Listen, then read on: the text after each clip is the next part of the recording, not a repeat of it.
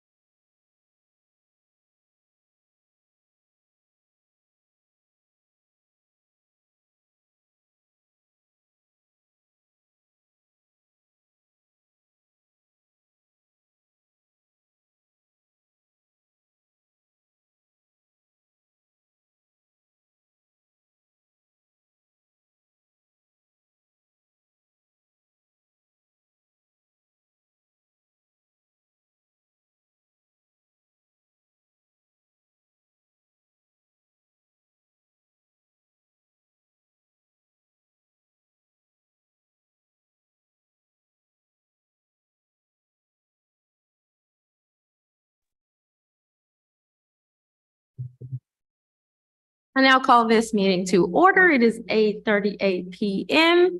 We have returned from closed session, which is item number 4 on tonight's agenda. We're going to go ahead and move it on to item number 5, report of action taken in closed session. So for item number 3A, discussion was held, no action taken. For 3B, discussion was had, no action taken. And for 3C1 and 3C2, the same discussion was had, no action taken. And really quickly before we move on, just want to note that Trustee Polito is no longer with us for the remainder of this meeting, for the record. All right, going on to agenda item number 6, comments from the floor. Do we have any? Thank you, Trustee Alexander. On to item number 7, the consent agenda. And just to remind folks, we did pull 7 in off the agenda earlier at the start of the meeting. So I will take a motion to approve the amended consent agenda. I'll make a motion that we approve the consent agenda. I will second. Thank you. All those in favor of approving item number 7, say aye. Aye. All opposed? Motion carries 3-0. And going on to item number 8, strategy, talent, and engagement overview.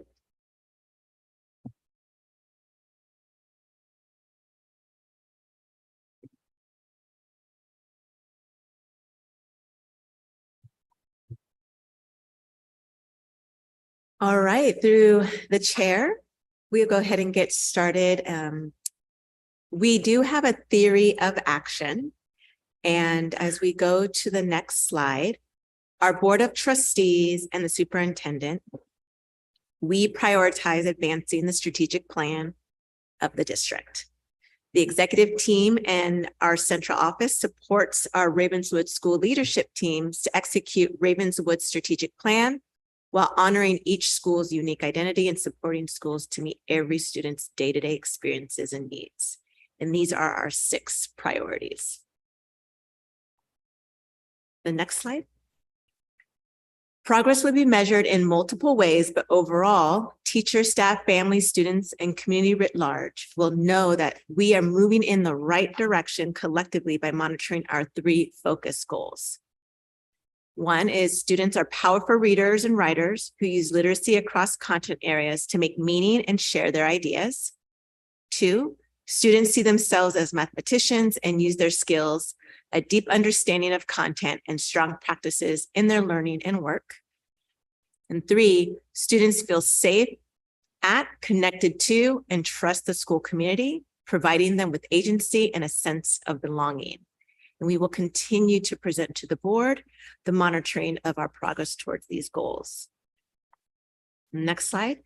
We will prioritize our work to improve instruction and build leadership capacity by developing an anti-racist leadership in all of our team members, implementing the instructional core, and providing self-reflection, opportunity for self-reflection and evaluation to identify successes and areas for further development. The agenda slide, please. So this theory of action is in response to the board giving direction to reorganize our central office for a couple of reasons. 1, areas of our central office were not effectively supporting schools. And 2, there were resources centrally held that would be better used by schools. So consequently, this board approved a simpler organizational structure with focus on improving instruction and increasing investments in our schools. So tonight, our Chief Strategy Officer, Dr. Celinda McCrae, a new member of our executive team, will give an overview of our strategy, talent, and engagement division, a new division of our central office that will guide Ravenswood to help us stay focused on our 6 priorities and utilize them to strive to achieve our district vision, monitor progress on our 3 focus goals, and establish accountability for each functional area. Dr. Celinda McCrae.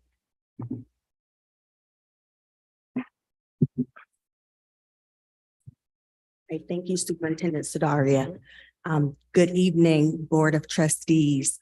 As Ms. Superintendent Sudaria said, my name is Celindra McGrain. I'm very glad to be here today. And what I'd like to talk about is the Strategy, Talent, and Engagement Department, which is focused on making sure that we uphold execute, and embrace our strategic priorities. And our strategic function establishes processes and procedures in driving our district's vision. In terms of our talent initiative, yes, we want to recruit, retain, and develop our existing talent.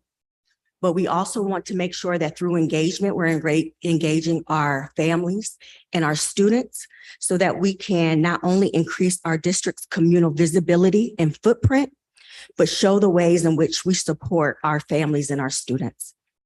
And so the strategy function, again, describes the how we do that talent function. The strategy function describes the how we engage our families.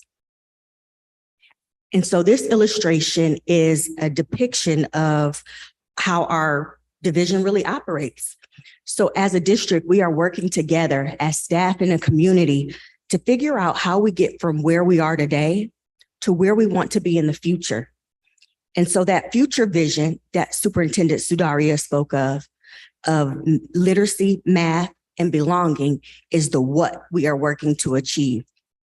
So the 6 strategic priorities, which are the train tracks, are the how we get to that vision, and the work of how our district staff and community members is the train that moves us forward. So to support us in reaching our goal destination, the Strategy, Talent, and Engagement Department helps us to chart the path, as well as implement systems and processes, metrics, checkpoints along the way to see how we're faring towards those goals. And so our vision must be clearly defined, and the actions we take must be aligned to ensure that we get to where we want to go. But even at a basic level, if we're just looking at the 3 goals that we're focused on right now, which is increasing students' math, ELA, and sense of belonging, then the what is what we expect to manifest, and the benchmarks that we're taking along the way and implementing are the checkpoints that we're trying to use to measure our baseline and where we want to go. And so in order to do that, the Strategy, Talent, and Engagement Department developed 3 values that we want to operate from. And we want to be rooted in collaboration, customer service, communication. And in order to do that, that means for the collaboration piece, we are committed to a shared humanity. And we seek to listen and understand, work across difference, work across departments, work across communities, communication, making sure that we are able to really communicate in an effective way that not only gives out information, but creates feedback loops to where we can receive information and create iterative processes that really help to change our course of direction if needed in real time. And then consistency. Our department is rooted in making sure that our practices are consistent so that whenever you come into our department or you're working with us, we have systems and routines that you can count on. And so those are the things that we're making sure that we're focused on. And although we are a new team that has to focus on the storming, norming, forming to get to the performing piece, I think that being rooted in these values really helps to guide our work. So who is the Strategy, Talent, and Engagement team? So we have a strategic projects coordinator, Joy Shin, and she largely creates and manages a lot of systems and processes that support our strategic plan based on data, research, unique needs. Our talent experts include Joan O'Neill, the director, and Guadalupe Aceves, the coordinator. And yes, one of our strategic priorities is to recruit and retain top talent. But once they get here, we have to be able to keep them. And so all of the things that go into managing an employment life cycle, from policies, benefits, leaves, bargaining, happens in our talent function. And then our engagement includes diversity, equity, and inclusion coordinator, Marissa McGee, who is helping us stay rooted in our anti-racist practices. And our family and community engagement work is led by Gabriel Anguiano, who supports the needs of the whole child through the support of the outreach coordinators that are located at each of the 4 sites. And so once a month, we all come together to kind of set out our trajectory for the month so that we're all on the same page and we're all communicating effectively. And we know how we can work together to build effective family and community engagement and move forward in a equitable way. For communications, we have our part-time communications consultant, Ann and Hans, and Ann has played a huge role in the department's summer and intercession planning. Intercession right now, we have at least 100 students enrolled for our Thanksgiving intercession alone. So we're really excited about that.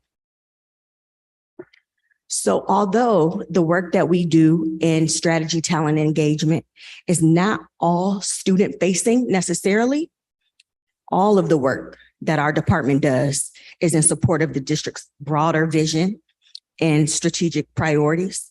For example, with strategic priorities 1 and 2 that you see along the left side, some of the things that our department has done in terms of making sure that we're trying to meet those priorities is collaborating with sites to ensure classrooms are staffed, providing the additional extended learning opportunities that I spoke of, like the intercession and the summer programming. We created a family feedback reporting tool because we have Monday night meetings for parents every Monday night. We have cafecitos and we have various people who lead those engagements sometimes and don't know where to give the generalized feedback that they might receive from parents. But we want them to know that it's received, it's been documented, and if necessary, we're able to follow up on it. And we also launched a family survey to collect information about our family's experiences. One of the exciting things that we're doing is our family survey closes on tomorrow. And we have a number of responses so far, but we're using that as some benchmark data so that we don't just wait to the end of the year chick survey to say, oh, this is what our families feel. We're really able to create and change our course if we need to in real time. And then we have developed some new evaluation rubrics. In terms of strategic priorities, number 3, we have a new HR web page that's for internal for employees. And we've created some employee handbooks and a plethora of other guides and resources for our staff to be fully informed and aware of the protocol and the procedure. And so we've created a lot of infrastructure that really helps to set the tone for how we operate as a district. And we also launched some new racial affinity groups. For strategic priority 4, we are for our external partner organizations, and Joy is going to talk about that just a little bit more in detail because that's an important process that we've kind of revised. We've created a standardized partnership process for community organizations. We want to ensure that our partnerships are mutually beneficial and are rooted in more objective measures for continued partnerships. And so we've created that new process and continued our student recruitment efforts.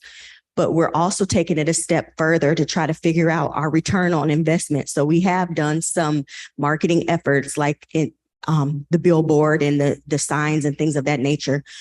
But what we're finding right now is that approximately 80% of our staff found out about Ravenswood either through word of mouth or through their own personal experiences. So that might inform what we want to invest our money into moving forward if we know that that's how a lot of our families are coming to our schools. As stated, we have our Monday meetings and we've streamlined our communication strategy where everyone in a district can submit their communications to a particular form. And we have a process to where we can share that information out in the appropriate mode.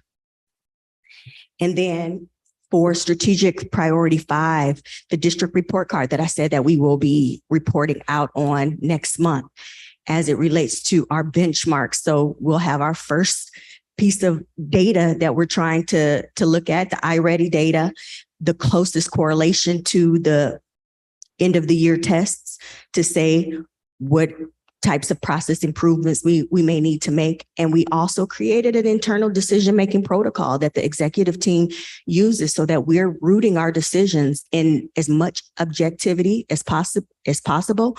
And we're asking the essential questions that we need to ensure that we are using a data-driven approach.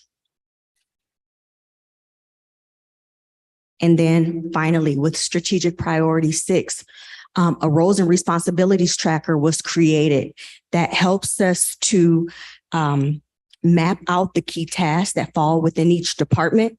And by mapping out the intersections and the dependencies in the work, we're able to clearly track how what we do is connected to the larger district and how it aligns to our strategic priorities. So it keeps it at the forefront.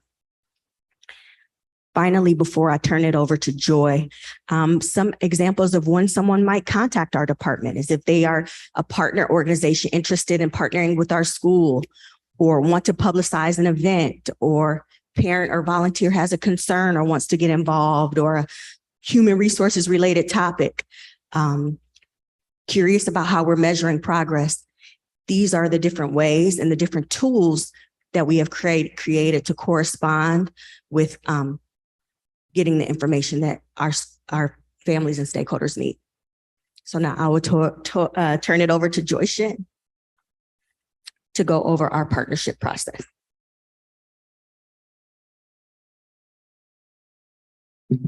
Thank you, Dr. McRae and trustees. So as Celindra mentioned, we have this year decided to start piloting some new partnership processes to streamline things both for our staff internally, as well as for all of the organizations that we work with, to really bolster that engagement with the whole community. The first thing that we wanted to look at is really just defining what partnership opportunities are available. So the first category we thought about were our service providers, who are kind of the people we traditionally think of as partnering with our schools. These are organizations that provide academic support, that provide on-site services, health and wellness, and all of the kind of programming that really helps contribute to creating that experience for our students.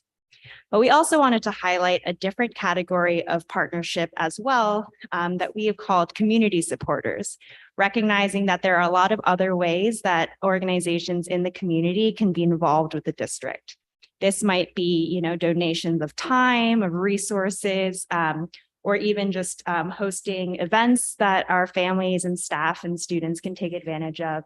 So really want to highlight that there are a number of ways for anyone in the community to support us in the district's kind of strategic vision.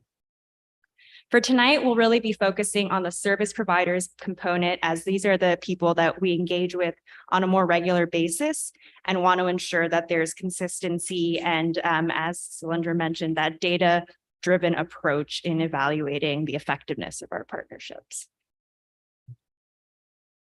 So as part of this new partnership process, there are 4 sorts of steps that a new organization who is interested in working with Ravenswood can follow. The first is just expressing interest. Historically, this has happened really ad hoc, people playing email tag or phone tag to try and get a hold of the right stakeholders. And so what we've done is we've created a simple partnership interest form, just a simple Google form. So anyone interested in working with the district can submit all their details in one place. And then in the strategy department, we'll decide who the appropriate owner is within the district and make sure that they follow up accordingly. Those designated owners then have a series of steps that they can take to determine whether or not the partnership feels like a right fit for Ravenswood at this time. And they'll be able to follow up in a timely manner using, some email templates to make it easy and make sure that we're being responsive to our partner organizations. Once those partnership details have been mutually agreed upon, then we've also devised a new MOU template that can incorporate all of the information that has been agreed upon, but also includes some requirements for our partners on sharing data and reporting on outcomes to make sure that the partnerships we're engaging with are actually in support of the priorities that we've outlined as a district.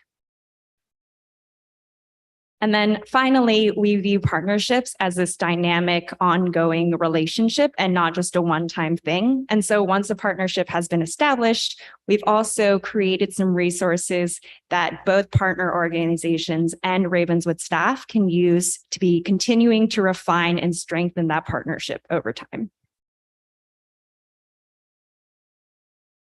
So like I said, dynamic relationships means that we should be checking in regularly and not just setting things up from the get-go and never checking in again. And so to help both partners and our staff do this more effectively, we created two new resources that everyone can use. The first is a partnership evaluation rubric. So just like we all have evaluations so that we're constantly developing ourselves, we also have evaluations for each of our relationships so that the district is checking in on how we're supporting our partner and the partner is also seeing how they're supporting us. We've also created a partnership annual timeline, which is really like a checklist of events that happen throughout the year. So that way we're following a consistent schedule of engagement with those partners and making sure that we're having those regular touch points. So this is a little more detail on the partnership evaluation process. The purpose here being tracking the progress throughout the year and not just, at the start of a new relationship, highlighting ways that we can collectively deepen our effectiveness in the relationship and overall improve the partnership practice. So each rubric consists of 5 key focus areas, which are mission alignment, measurable outcomes, responsiveness to the community, mutually beneficial relationship, and continuous improvement. And under each of these focus areas, we've defined 3 tiers of kind of evaluation level with the criteria that kind of defines what each tier would look like. And so this is meant to be not, a punitive process, but actually just a growth and development process that our partnership owners are undertaking with organizations to really check in on where we're at and also define action steps that we can take to step up in those tiers. The annual timeline is outlining the schedule that partnership owners follow to make sure this is happening. So at the start of the year, which has already happened, all of our partner owners kick off with their organizations to really establish that relationship, check in on the points of contact, and just make sure we're set up to have a successful year. Then in the middle of the year, we'll have a mid-year check-in, which is the first round of going through that evaluation process, reporting on any progress that has happened to date, including any data that might be shared between the 2 parties, and highlighting any actions that can be taken to ensure more success towards the end of the year. At the year-end review, we do the evaluation process again, checking in on any of the action steps from the mid-year check-in and also reviewing the final outcome measures for the whole year. And it's at this point that if the relationship MOU is set to expire, that there would be a conversation about mutual interest in whether or not to continue the partnership. And then finally, the renewal process. What we've shared with our partner organizations this year is that in order to be eligible for renewal with the partnership with the district, we are asking that all organizations go through this evaluation process so that we can make sure we're continuing to engage in partnerships that are supportive of our mission.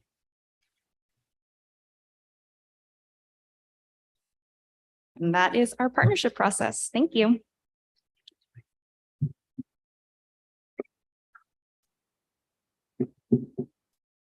Thank you, Ms. Shin and Dr. McCray. Did you have something you were going to say? I was just going to say that concludes our presentation. Okay. Thank you for that. Do we have any comments or questions from trustees? Through the chair. I might or might not have a reason for asking this question.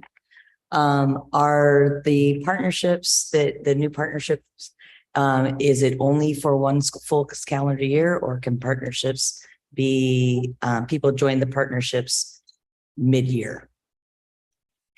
Organizations can definitely absolutely join mid-year.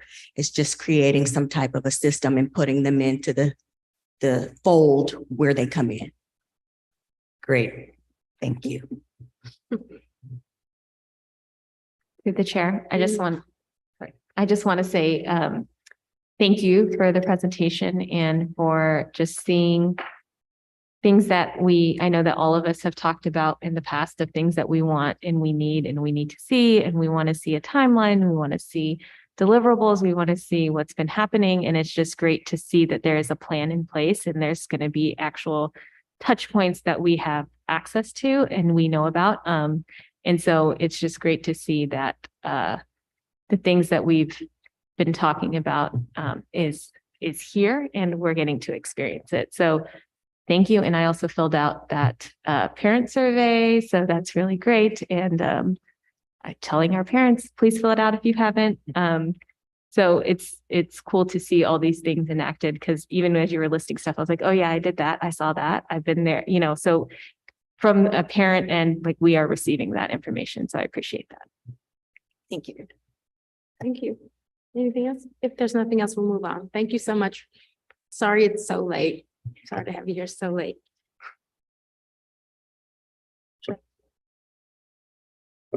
One of you, please don't leave. Well, I don't know if they heard you. Okay, we're gonna move on to item number 10. Again, we pulled item number 9 off the agenda at the start of the meeting. So number 10, presentation of contract with Madison Capital to lease the 2120 Euclid site. Mr. Eager, thank you very much. Good evening, trustees. Over the last year, we've been working very diligently, even though it's taken quite some time, to negotiate a ground lease with Madison Capital. We're pleased tonight to share a version of the documents that are very close to final. There's still some changes that remain, but are very, very close to final. We look forward to, at the November 2nd board meeting, again, further reviewing these documents, and then potentially, should the board be ready, asking the board to vote on the November 17th to potentially enter into both a ground lease and an option agreement with Madison Capital. Tonight, I'm presenting the substantive portions of the 2 legal documents, as well as providing a brief overview of what the project entails and how we got here. As the trustees know, and this is the slide we sort of presented initially, I believe back in January when the board initially voted on the exclusive negotiating agreement with Madison. This is the planned project. So the district owns 2120 Euclid. We are proposing, or we accepted the proposal for a 7 to 8 story life science lab and office space. This is very similar in scope to the project going in next door, although certainly much larger than the current building that is here. The early design plans, which of course are very subject to the city's approval. So the district has limited ability to approve exactly what goes onto the site, is a retail space on the first floor, as well as green space surrounding the district that would be publicly accessible. And then 7 stories above that, or up to 7 stories above that. We'll talk specifically about the revenue that this would bring to the district, but this would bring in significant revenue to the district over the term of the lease. And finally, we're entering into this not with someone who's not reputable. We're entering into this agreement, should we enter into this agreement, with a very experienced, very serious developer who has a lot of experience both in this area and nationally on this kind of project. So we are working with someone who is an expertise here.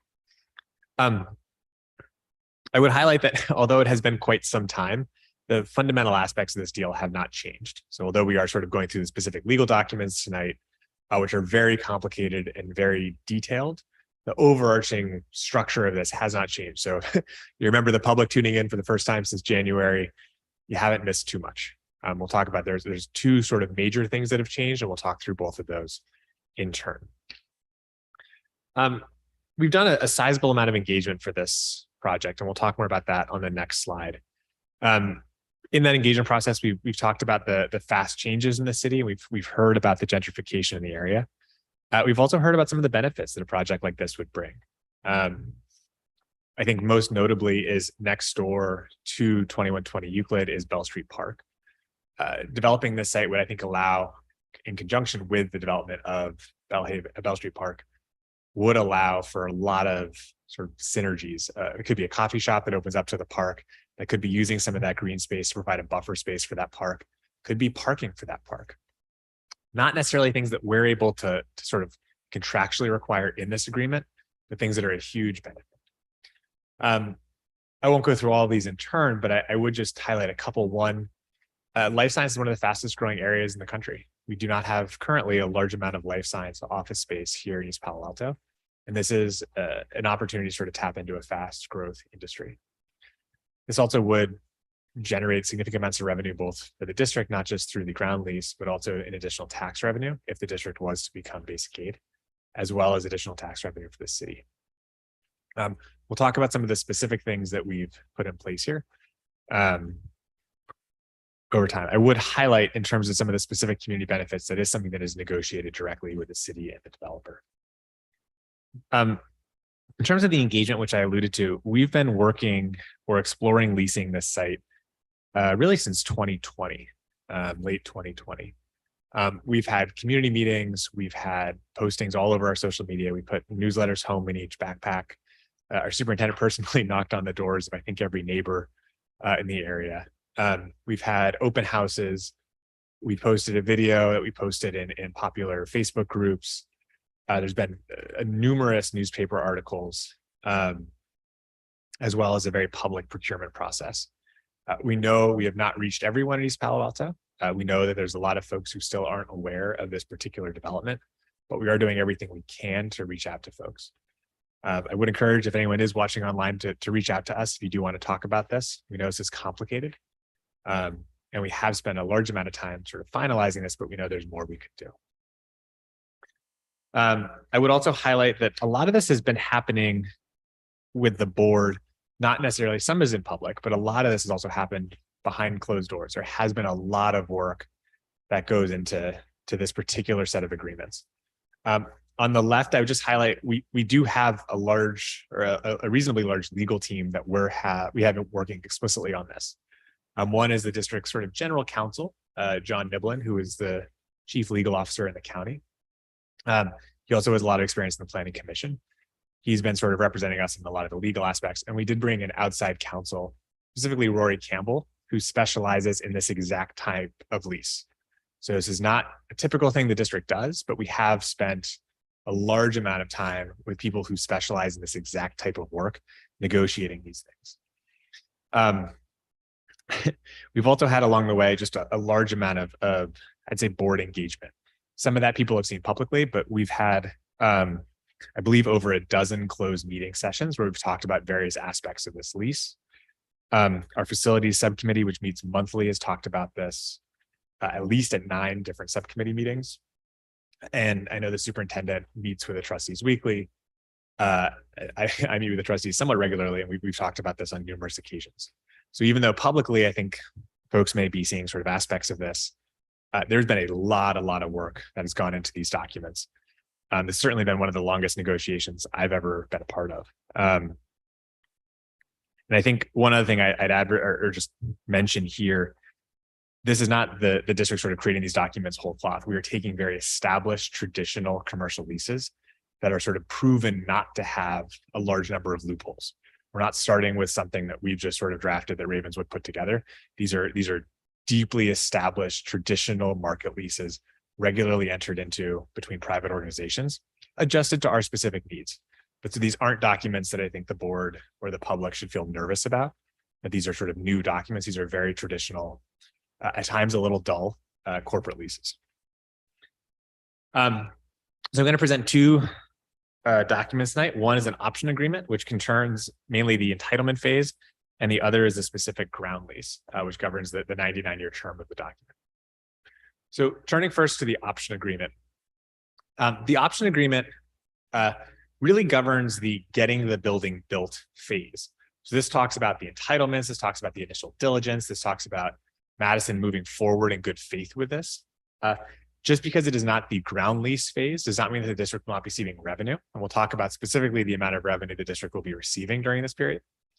This period basically ends when Madison chooses to exercise, should they choose to exercise their option, which would mean they would step into the ground lease.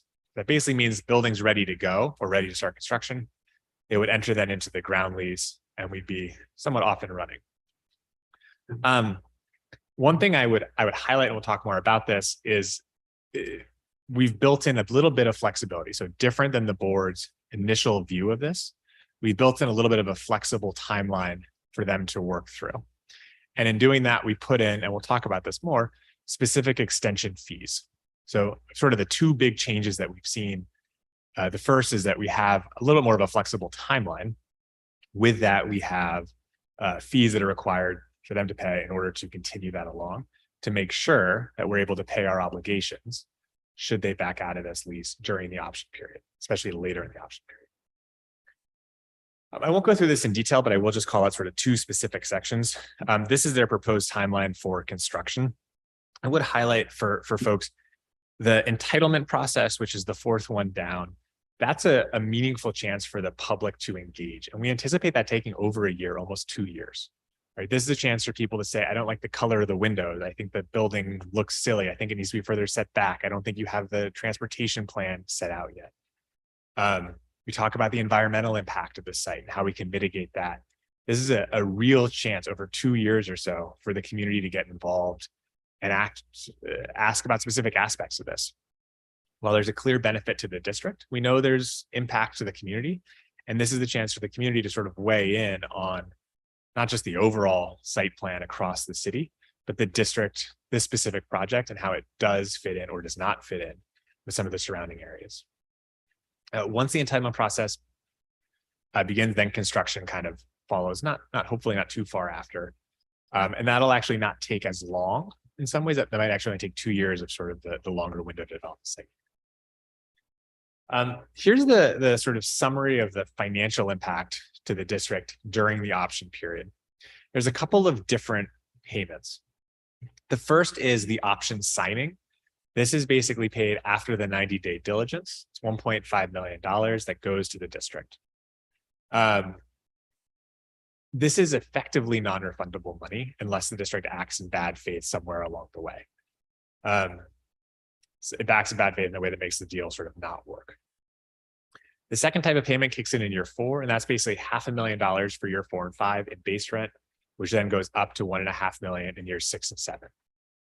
That is when some of the district's larger financial obligations kick in and when ref funding starts to decline.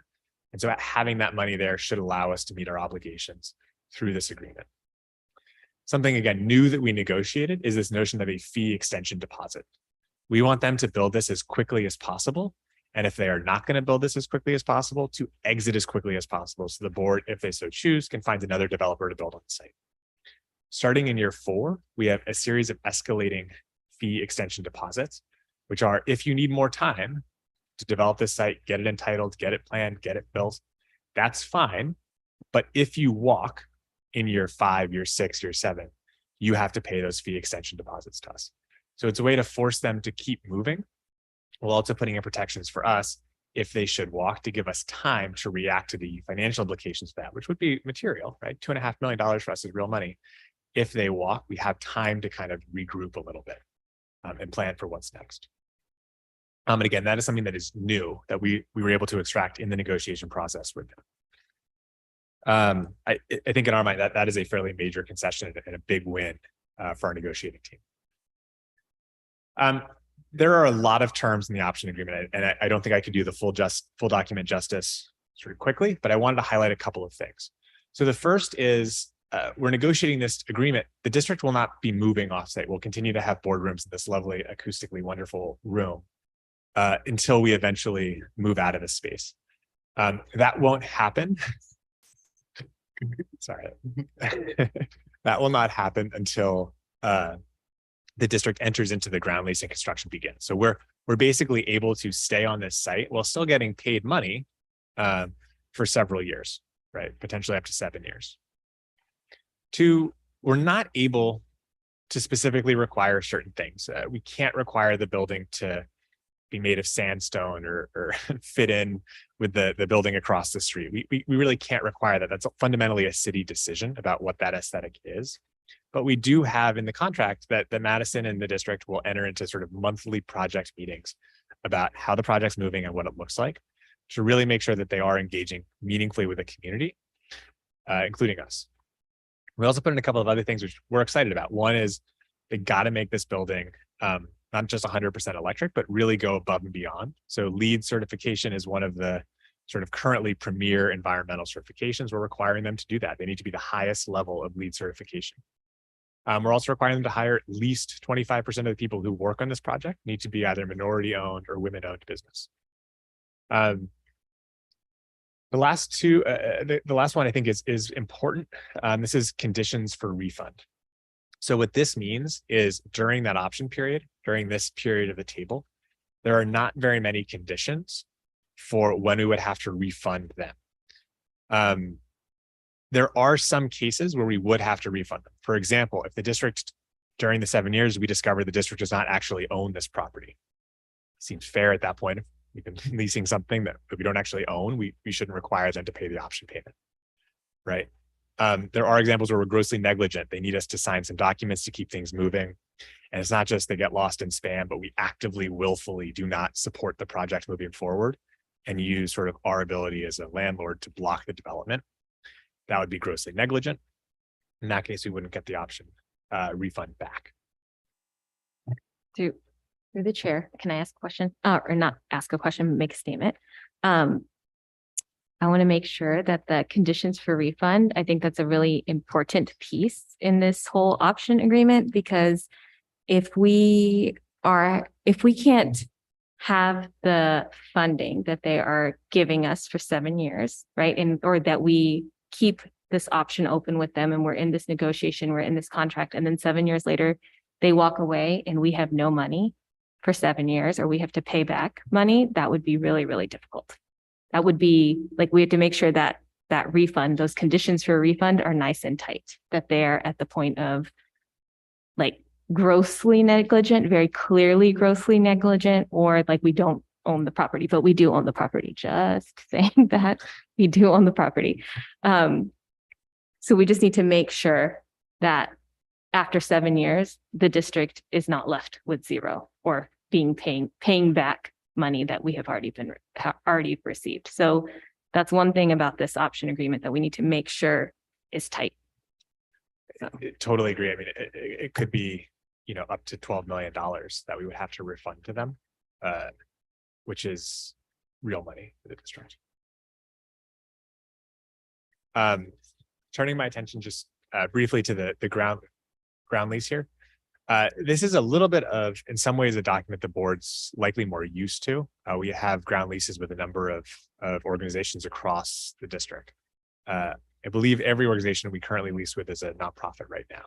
So there are different aspects to this, but this is sort of, in some ways, a structurally more common arrangement for us. First thing just to dive into in the ground lease is the financial impact.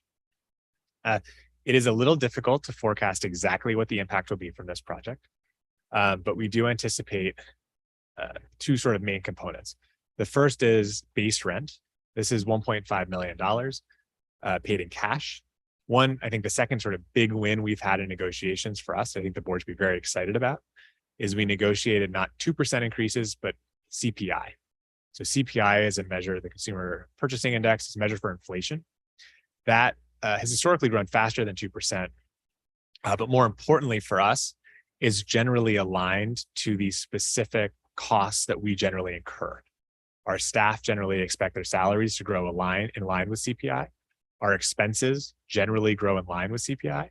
So this gives us a lot of protection about the overall sort of revenue from this, base revenue for this growing over time.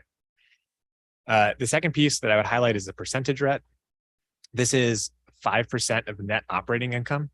Net operating income is sort of a fancy word for profit.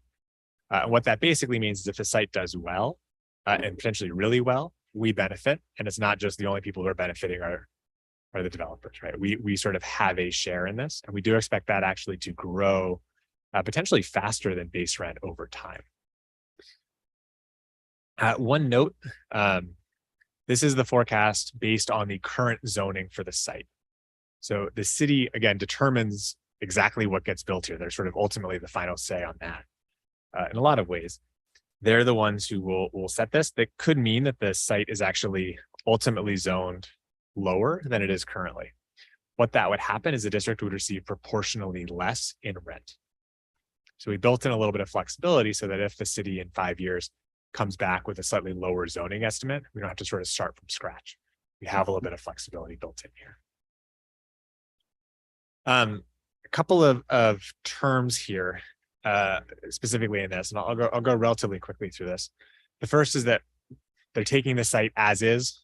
We're not, there might be certain hazardous waste or weird things with this site. We've obviously been on it for a long time. They're taking that as it goes. They're also taking all responsibility for managing the site. We're not responsible for paying the utility bills, maintaining this site, managing tenants. Really, we have basically we have no day-to-day responsibilities whatsoever. There are a number of events of default, and I won't go through the list here, but there's a number of things that the tenant could do that would constitute a default, and the building would then be turned over to us if those defaults aren't fixed. So if they forget to pay their property taxes, they don't pay their rent, we then would take ownership over the building and we'll be able to evict them and find another tenant. The ground floor space is something that I know is of sort of significant importance to the board. And it's important to the board because it's really going to be important to the community. This is the space that is meant to be accessible to everyone. It is meant to serve a community benefit. It is meant to interact nicely with Bell Street Park. Those things are all really hard to put into a contract. You can't enforce strong interaction between a retail space and a field or a park. So what we've done here is we've chosen to instead list out the things that cannot go here. This is a list generated from board feedback. And so these are specific things that cannot go in this space. We know the number of things that could go into space over the term of this lease are many and wonderful. So we're not trying to limit that. We have access to public rooftop event space. There's a couple of other sort of technical pieces here just around if the district was to choose to sell the site, what that would do at some point, if there's any kind of natural disaster, and the ability to transfer the site. There's a lot in these documents. They're very, very complicated legal documents. We've been working very hard with a team of experts to navigate through these issues and come up with what we believe is the best deal for the district. These complicated legal documents are couched in the broader sort of societal complexity of how we make this site work for us. And what is the role of the district, what is the role of the city are complicated questions. We don't have easy answers for them. This concludes my presentation. Thank you, Mr. Eager. Any other comments from the board? And so we have no speakers. I don't see any cards. Other than thank you. Yet again. Yeah, I echo that gratitude, Mr. Eager, our CBO, and our Superintendent Sadaria and the trustees for your continued engagement with this topic, with us as well as with the community. I know it's a lot, it's dense material. And I appreciate, the reviews, the updates, the constant dialogue about it. Because I know it can get lost with, all the daily activity in folks' lives. So thank you very much. And I just want to encourage the community to continue to be in conversation with the folks here in our district, be it with the trustees here or with staff. And also to continue to be engaged as this moves on to the city, if it moves on to the city, because we've yet to vote on it yet. But I just want to encourage that because we really want to co-construct something that does have benefit for our district and for everyone in this community. So be involved, get others involved. We really want to, I'm just thinking about the last presentation around strategy, talent, and engagement. Like this is what this supports. This development supports that. When we think about the type of quality teachers we want here in our district, the type of programming we want for our students and our youth and for our families, bringing in more revenue in this type of sustainable way is supporting that. So continue to be in a conversation with us, and that's all I got for you. And thank you so much for this lovely presentation. Thank you. We good? Moving on? Okay. We're going to move on to item number 11, board reports and communication. Any reports? Not this time. You look like you got some? Yep.